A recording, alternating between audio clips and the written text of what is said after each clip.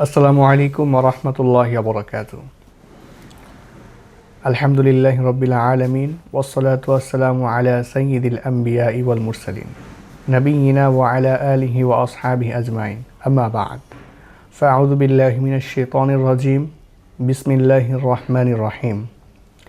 শাহরু রমাদানাল্লাযী উনজিলা ফীহিল কুরআন হুদাল লিন-নাসি ওয়া বায়িনাতিম মিনাল হুদা ওয়াল ফুরকান। ফামান শাহিদা মিনকুমুশ শাহরা ফালইয়াসুম। আলহামদুলিল্লাহ হামদান কাসীরা। মহান আল্লাহর দরবারে অগণিত অসংখ্য কৃতজ্ঞতা জ্ঞাপন করছি যে মহান রব্বুল আলামিন আমাদের প্রতি দয়া করেছেন, মেহেরবানি করেছেন, এমনকি আমাদেরকে এই মহামান্বিত একটি মাস দান করেছেন, যে মাসটির নাম রমাদানুল কারীম। প্রিয় দর্শক, পবিত্র মাহে রমজানের এই স্নিগ্ধ সন্ধ্যায় আপনাদের সকলকে জানাই শুভেচ্ছা ও মোবারকবাদ। প্রতিদিনের ন্যায় আজকেও আমরা চলে আসলাম আপনাদের মাঝে নতুন আরও একটি পর্ব নিয়ে। আজকে আমাদের মাঝে আছেন আরও একজন মেহমান। আমাদের এই অনুষ্ঠানটি স্পন্সর করেছেন TCL agro and dairy farm. প্রিয় দর্শক, নববাংলার বিশেষ আয়োজন পবিত্র মাহে রমজান উপলক্ষে শুনি রমজানের বাণী।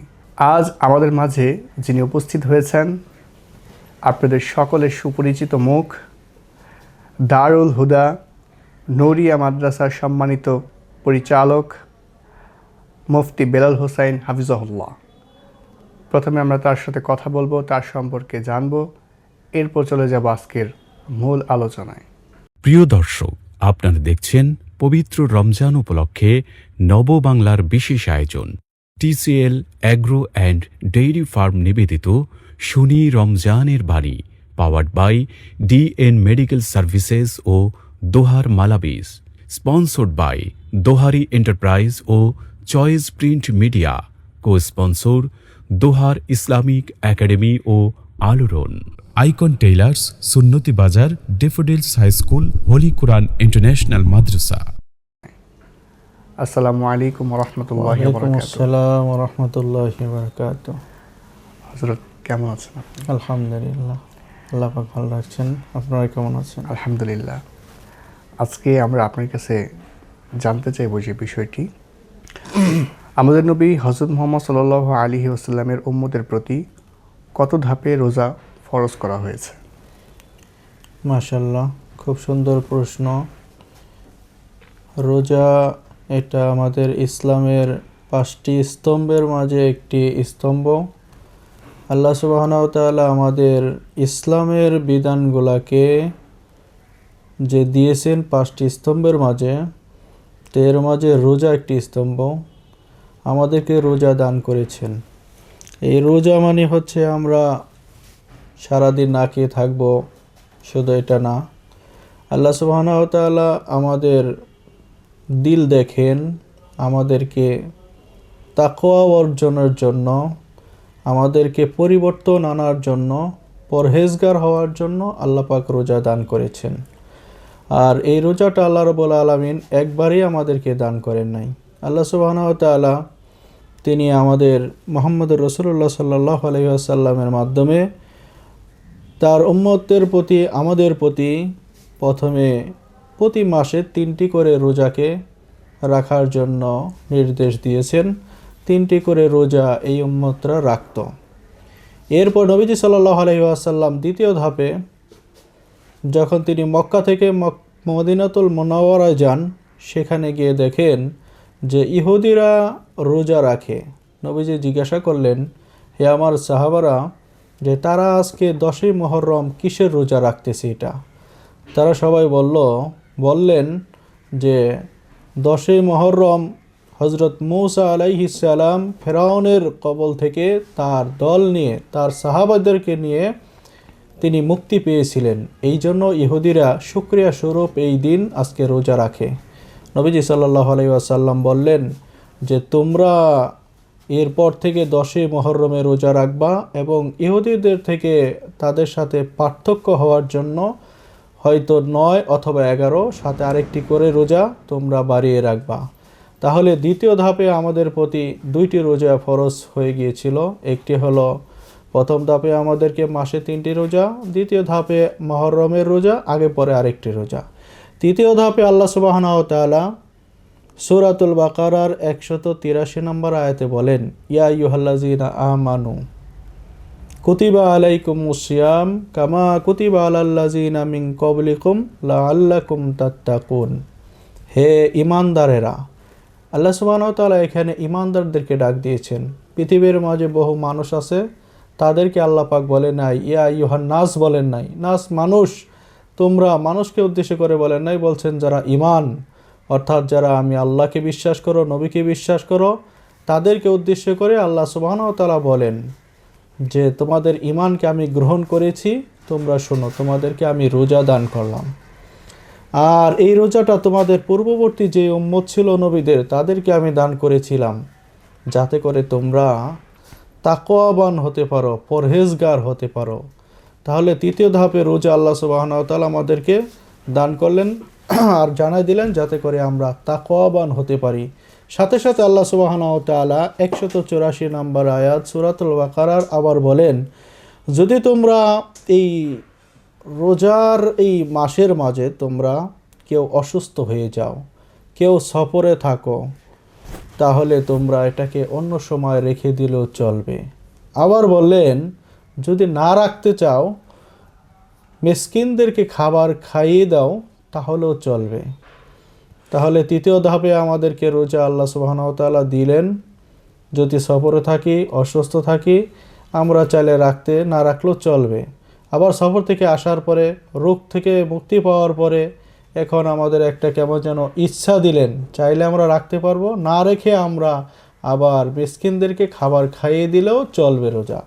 এরপর আল্লাহ সুবহানাহু ওয়া তাআলা সূরাতুল বাকারার 185 নম্বর আয়াতে এক জায়গায় বলেন যে ফামান শাহিদা মিনকুমুশ শাহরা ফালইয়াসুম, যদি তোমাদের মাঝে কেউ এই রমজান মাস পেয়ে যায় তাহলে সে যেন রোজা রাখে, সে যেন রোজাটাকে না ছাড়ে, রোজাটাকে রাখে। এরপরে আল্লাহ সুবহানাহু ওয়া তাআলা আমাদেরকে এরকমভাবে অল্প একটু এরকম ছাড় দিয়েছেন যে আমি তোমাদের প্রতি ফরজ করেছি রোজা সবাই রাখবা, কিন্তু একজন এমন অসুস্থ হয়ে গিয়েছো যে রোজা রাখাই সম্ভব না, অথবা এমন সফরের মাঝে আসো রোজা রাখাই এখন সম্ভব না, তার জন্য আল্লাহ সুবহানাহু ওয়া তাআলা বলেন অন্য কোনো সময় তুমি রোগ থেকে মুক্তি পাওয়ার পরে এবং সফর থেকে আসার পরে এই রোজাটাকে তোমরা রেখে দিবা।